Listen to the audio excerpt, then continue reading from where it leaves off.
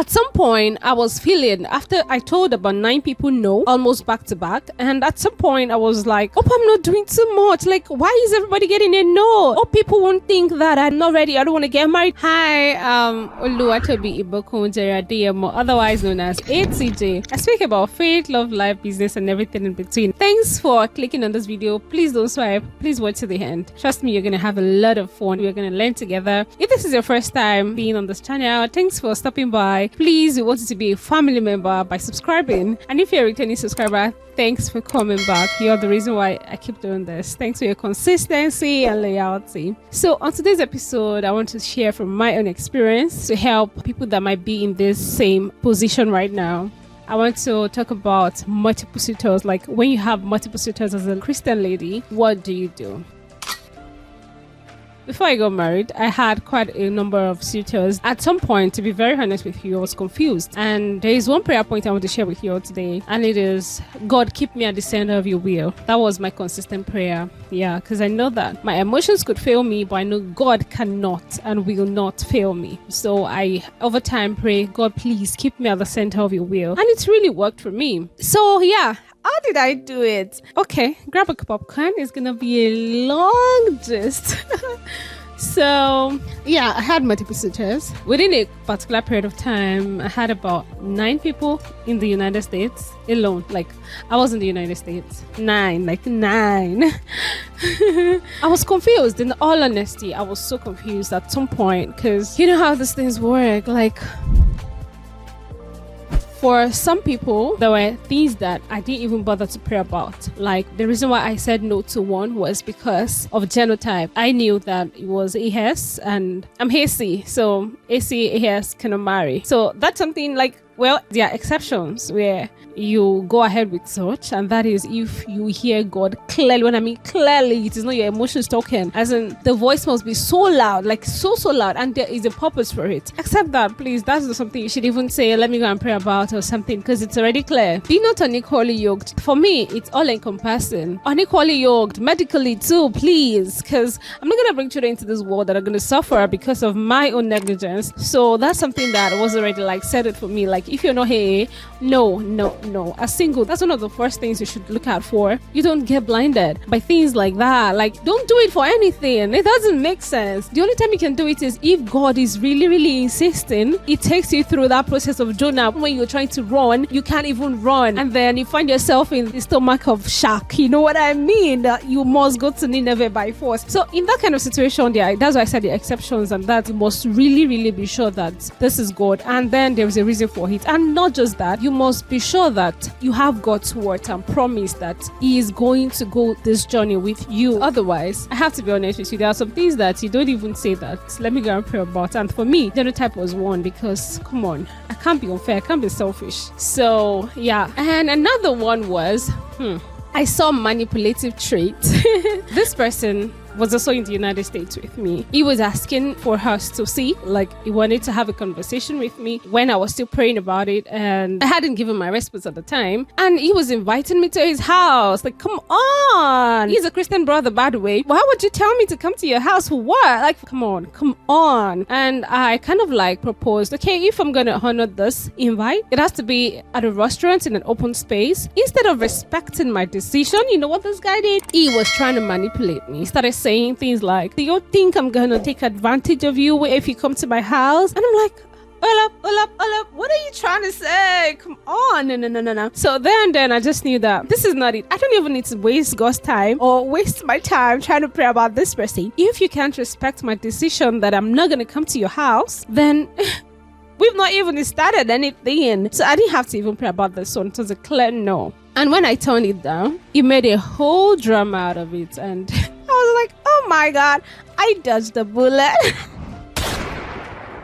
If you're there, you're single when you have multiple suitors and you're confused, I did the elimination method. This is something I recommend, like using your value system to eliminate some people from the list. You have quite a number of guys, over 10. I think I had over 10 of them that were honestly serious with marriage, like going through the right process. You know what I mean? It wasn't like, will you be my girlfriend thing? It was like they wanted to really get married. They want to get settled. At some point, I was feeling, after I told about 9 people no, almost back to back. And at some point, I was like, hope I'm not doing too much. Like, why is everybody getting a no? Or people won't think that I'm not ready, I don't want to get married. There was a time I started feeling like, am I the problem? Do I have a very high standard? Do I? But then one thing God kind of used to help me, if you're in that situation and then you're telling this one no, that no, and then you don't feel the leading to give anyone a yes, it's perfectly okay. I have been there, trust me. I've been there. I gave 9 people no straight up. It was like back to back. And I felt that way too. I felt bad. I felt like, oh, people won't think I have a problem, especially my pastor then. Oh, he's not going to think like, what's wrong with the sister that is just giving everybody a no? I felt some type of way, but I want you to know that it's okay. It's okay to give as many no's as possible till the right person comes your way. It's perfectly okay. Don't feel bad about that. I actually felt bad, but then I spoke with my dad, and my dad was like, when the right person comes, you will know it. You will know it. After the elimination method for me, I got to a point where I was now genuinely confused. You know, when you already measured some of them up with, okay, value system doesn't align, their moral standard doesn't align, correct? Trust me, Character is a very important thing to look out for. How do they treat other people? Do they tell lies? Are they trustworthy? Because you're not just choosing a husband for yourself, you're choosing a father for your children. So these are things that you should not even try to overlook. I was confused when my husband came because he wasn't the only one that was interested in me at the time. And I went to meet my dad. My dad gives the best advice. Like, trust me. Yeah. I went to meet my dad. I'm a dad's girl. I'm very close to my dad. And I trust his opinion, especially when I get to a crossroad where I'm so confused. I trust my dad's judgment so much that I just wanted to hear him out. Like, Daddy, I'm confused. I have these people. They are interested in me. And I think they tick my spiritual box, character, and all of that. My dad said, who is more polite to you? Will respect you the most. It's funny, right? Oh my God. It's really helped me to make a decision, and I was able to get clarity at the end of the day. Saying yes to my husband, I prayed about it. I was sure, right? But I know better. God leading you is not like all there is to saying a yes. It's one of the fundamental things, right? The Bible says if the foundation be destroyed, what can the righteous do? So that's something that you don't even negotiate. But then that should not be the only thing. It should be the fundamental thing, but not the only thing. So I was getting some clarity about my husband, and I was praying, and then it was clear. And I had a few things that, because it wasn't in my location at the time. I was in US and it was in Germany, a doctor in Germany, and it comes to the US. During our courtship, he used to visit the United States frequently to see me. But then I was like, I don't want a long distance relationship. But then this is the person God is saying yes to. So come on. The distance thing was a major thing for me, you know, even though he had access to the US, he could come to the US at any time and all of those things. But then I just didn't want long distance relationship and all of that. And I was so confused about that. And interestingly, when I got into the courtship, I realized that my husband doesn't even want long distance marriage. Long distance relationship, yes, but marriage, we have to be together. And that was like, oh yeah, this is what I also want. Okay. That means this distance is just a temporary thing. But then that was when I got into courtship. I found out about all of those things. But that was the only challenge I had in the beginning. And then I was like, yeah, I was hearing God about him. But then I just wanted to be sure. Parents test. I trust my dad. And I know that my dad is not going to mislead me, you know. So I spoke with my dad about it. And my dad told me that, Toby, who ticks your box? Like, who loves you? Like, okay, now I haven't said yes, so I'm not gonna see how he loves me, but then as a potential, the way he shows care, I saw it. I saw that. I don't know, maybe it's because he's a medical doctor, so caring for people is a nature for him based on his profession. I wouldn't know that. But then there was this attention he pays to me, like he pays attention to every detail about me. And that for me was like intriguing, like, oh my God. And there were other things that kind of like ticked my box character-wise. And my dad told me that, okay, you've heard good about this person, but that aside, how does this person treat you? I understand that when people are interested in you, they put their best foot forward, they do things to impress you and all, but does this person respect you? He asked me some fundamental questions. So after the conversation with my dad, I was trying to find out a lot about him. Of course, I could answer the question. I saw the way he paid attention to me, his caring personality and all of that, and respect. But then the question made me really conscious to like take note. I like quality time, but I portrayed myself to him him like I do not like quality time, just because I just wanted to see if this was natural or he was just doing it to impress me. And whenever he calls me, I'll be like, please don't feel entitled to my time. Please, I don't want you to feel entitled. I can choose to pick your call or not. And then he'll be like, oh, I'm sorry. So I realized that quality time was his thing. He wants to spend time with you. And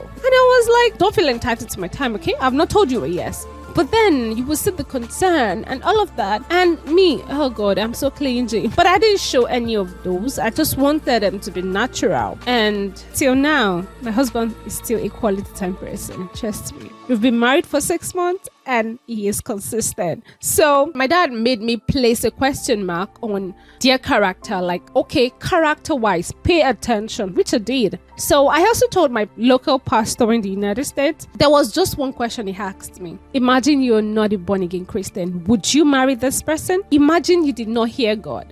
Would you marry this person? He said something to me. He said, non-Christians have happy homes. Christians have happy homes as well. So it's not really about you're a Christian or not. It is character that is going to play out in your marriage. Do you feel me? He said that and I was so like, At that time, the question wasn't hard to answer because my dad already helped me solve that puzzle. So I told him yes, that if I were not a Christian and I hadn't heard God, this is someone I could get married to because we have so much in common in terms of character. There was character alignment. We were not unequally yoked in character. So there was just a lot that was like, it was just it for me. And that was how I was able to. And trust me, when I eventually got my answers and I gave my husband a yes, and I gave the other people a no, I was glad that I had my parents, my dad especially, and my pastor in my life. Daddies give the best advice. Take that from me, especially to female children. Oh my God. So that was how I was able to solve the puzzle of trying to choose or trying to know God's way for me when I had multiple suitors. My dad said something to me: go for the one that loves you, the one that is chasing, because men naturally chases. Trust me, my husband wasn't the only one chasing me, but he stood out because he respected my opinion. When I say no, it is no. It was genuine. I could see through him, and the Spirit of God in me was bearing witness to most of the trait I was seeing in him. And God, with counselors like my dad, my pastor, really helped me to pull through this phase, and I was able to make the right decision for myself. And after saying yes, I kept asking God over and over again. And trust me, I had multiple confirmations that my husband was the will of God for me. God literally spoke to me through his word. It was so loud and clear about 3 times. I'm going to share that in another episode. And God used the servant when I went for Hasbury Revival in the United States in Kentucky to speak to me using the same word of God. It's just passed the test, like all around. I wasn't in a rush because marriage is forever, not for 10 years, 20 years. It is forever. And I'm not going to take chances. So I just wanted to make the best decision for myself. And then the last test for me was the love test, because I'm someone that if I don't love you, I'm not going to tolerate you. I'm not going to give you my whole, my 100%. So the only reason why I can be so 100% with someone is because I love them. So I knew that I wasn't going to be with someone I do not love. So for me, the last thing I told God is, okay, you've spoken to me through your word, through my dad. You've spoken to me through my pastor, spoken to me through pastors that did not even know me from anywhere. If this is the right person, I want to love him even before saying a yes. And the love came. Oh my God.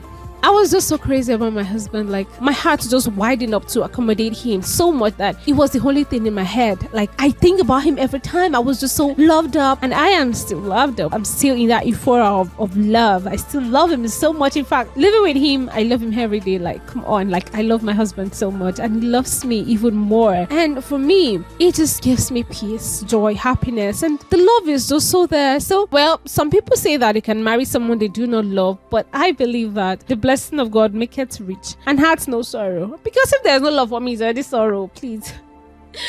Yeah, but then whatever works for you. This is my personal opinion. If you disagree, I mean, if this doesn't work for you, it's okay. 2 truths can coexist, you know. So, would you like to share your story? Have you experienced multiple suitors before? I'd like to hear your story in the comment section. Please share with me. Let's all learn together. Yeah, let's hear from you. Thanks for watching this episode. Please stay tuned. I'll bring to you more interesting topics, sharing from my experience.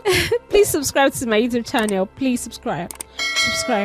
You want me to blow your powder before you subscribe, Abby? Bye-bye! you later.